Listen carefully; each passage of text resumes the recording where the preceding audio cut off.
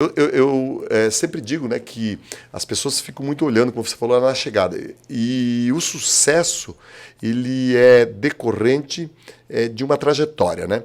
E quando eu falo sobre isso, eu sempre pontuo o seguinte, porque as pessoas, alguns falam, você é inteligente. Não, eu sou esforçado, né?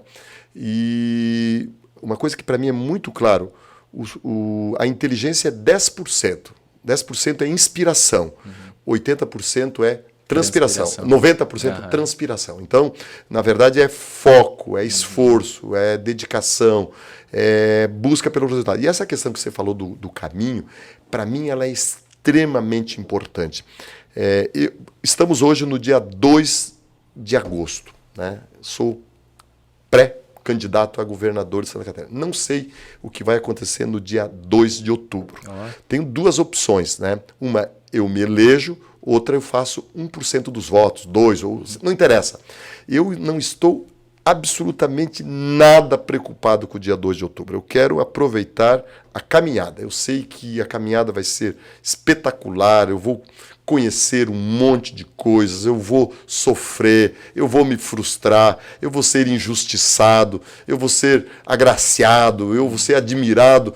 Terão inúmeras coisas que acontecerão. Então, eu estou hoje na expectativa desse caminho. Talvez eu chegando lá e perdendo, né, vai ser uma coisa absolutamente superável, sem problema nenhum. Aliás, não é talvez, será absolutamente superável. Se eu ganhar, a vida vai me levar para um outro patamar que eu não tenho certeza se eu vou ser feliz, se eu vou ser realizado, se eu vou dizer que saudade que eu tenho do tempo que eu era promotor, que eu era professor, ou quem sabe eu vou ter saudade indo visitar lá os meus irmãos que continuam trabalhando na roça com aquela mansidão, com aquele tempo diferente, com aquela agenda absolutamente livre, totalmente deles. E aí eu posso dizer assim, eu sou governador, mas eu talvez gostaria de ser um agricultor.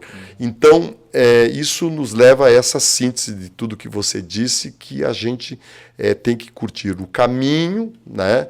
E depois o pódio é apenas uma decorrência daquilo que tu viveu. Aí começa um outro caminho, né? E também tem o seguinte, né? Quando você está no auge, a chance de cair é muito maior, grande, né? Exatamente. Então... né? E isso mostra, cara, que tu é um cara bem resolvido. Eu acho que isso é bem legal, é bem inspirador, assim, saber dessa tua tranquilidade, assim, porque... às vezes a gente percebe pessoas que dizem isso, mas dá pra ver que é da boca pra fora, certo. Assim, né? Dá pra ver em ti que tu é um cara, assim, bem pé no chão, bem tranquilo, bem resolvido. Como tu falou, tu sabe que tu vai enfrentar situações de injustiça, tu vai, mas tu também vai conhecer pessoas fantásticas, lugares fantásticos, né? Vai ter apoio também, sim. Né? Eu tenho 3 situações que eu quero falar pra ti, né? A primeira... é que a gente tá falando aí de jornada, né? E tu é um cara apaixonado por moto, né? Tu é motociclista, né? Então, cara, imagina que eu até vi esses dias na tua rede social, tu convidando o pessoal pra ir pro Ushuaia, por exemplo, certo. Né? Cara, imagina tu ir uma viagem enorme, longa. A gente já foi de carro pro Chile, até Santiago, né?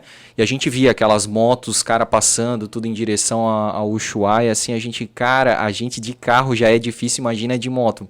Mas assim, tu não vai ficar pensando na chegada até o Ushuaia, tu não vai esperar para viver a vida quando tu chegar no Ushuaia, tu vai curtir todo aquele caminho, aquelas maravilhas, aqueles lugares, as paisagens, também tem as dificuldades, mas tu tá ali geralmente, tu pode ir sozinho, mas se tu tiver em amigos também é legal aquela confraternização, né? Então isso que é bom, cara, a jornada, né? Tu sabe que isso que você pontuou, fecha o nosso raciocínio aqui. Eu, esses dias, estava olhando as fotografias da última viagem que eu fiz, que foi para o Ushuaia, e as que eu mais gostei foram as do caminho, né? Chegou lá, tirei um monte de fotos e tal, mas a viagem mesmo foi o caminho, né? Quando a gente parou no lugar, quando a moto quebrou, quando a gente chegou no local e não tinha hotel para ficar, tivemos que dormir lá meio num lugar improviso, testando as amizades, né? Nós fomos em 3,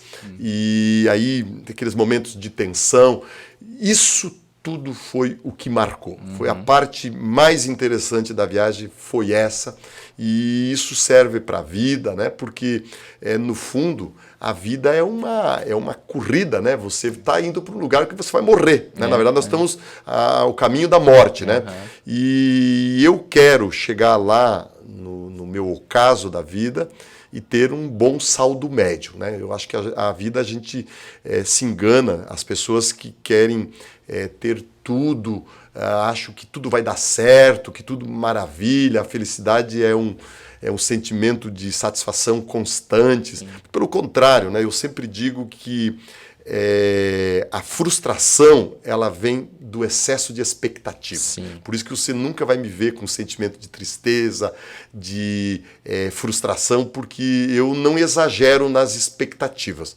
Eu tenho pé no chão, eu sei o meu tamanho, eu sei a minha velocidade, eu sei como as coisas vão acontecer. Isso serve para um passeio de moto, isso serve para uma candidatura ao governo do estado, isso serve para a vida pessoal, para tudo, né? Então, a vida, a gente dosa ela, a gente dá a cor que a gente quer. Perfeito, eu tenho uma tranquilidade muito grande e eu digo para ti assim, se eu tivesse que morrer hoje, por exemplo, porra, cara, eu morro de boa, cara, assim, que massa, de boa, porque eu aproveitei todas as oportunidades. Inclusive, quando foi para decidir. Depois podemos até falar, se o tempo permitir, quando eu fui candidato a prefeito aqui em Blumenau. Mas quando eu fui decidir ser ou não ser, aceitar ou não aceitar ser candidato a prefeito, a governador, eu liguei para o Adriano Silva, o prefeito de Joinville, a quem hoje já tem uma relação de amizade, e eu queria desistir. Eu cheguei um dia, eu acordei, eu pensei, não, é demais para mim, eu não acho que terei mais contras do que pró. E aí eu mandei uma mensagem para ele, né? Eram 10 horas da manhã e eu tinha que decidir até o final da tarde. E falei assim, Adriano, preciso falar contigo. Cara, eu não sei se ele estava no banheiro, cara, porque um prefeito de Joinville, ele na hora respondeu, pode ser um almoço? Aí eu falei, pode. Quando? Hoje. E eram 10 horas, até Joinville tu não chega em 2 horas. Eu peguei a minha moto e fui lá. Aí cheguei lá, ele me recebeu e me convidou para almoçar. Fomos almoçar. Daí ele disse assim, Tramontim, olha só, você gostou de ser candidato a prefeito de Blumenau? Adorei. Você saiu maior do que entrou? Muito maior do que eu entrei. Ele falou assim, pois olha, então, eu sou o prefeito da maior cidade de Santa Catarina, sou do mesmo partido que tu e eu não perderia essa oportunidade. Eu estou te convidando, te sugerindo que você vá. Você vai ter uma experiência marcante, não te preocupe com o resultado, não te preocupe com aquilo que vai ter lá no final, mas sim a caminhada. Ele é uma pessoa assim que tem uma paz, assim, uma pessoa assim contagiante, assim, de uma serenidade irritante, digamos assim, né? E aí eu falei, é sério? Ele falou assim, muito sério. Para finalizar, ele falou assim, se eu estivesse no teu lugar, eu aceitaria. E ele disse com tanta verdade aquilo que me contagiou e eu cheguei em casa, liguei para o presidente do partido e ó, tamo junto. Tamo junto, tamo junto, tô aqui agora, não sei o que vai acontecer, talvez, me arrepender eu não vou, né? Porque já que eu pulei no cavalo agora tem que esperar para ver onde o cavalo vai me levar. Mas foi uma coisa que me fez isso. E eu tenho uma outra característica, eu, apesar de ser uma pessoa bem resolvida, eu peço muito conselho. Eu escuto as pessoas. Eu peço conselho, inclusive, pro meu filho, que tem 16 anos. Claro. Falo, filho, o que tu acha?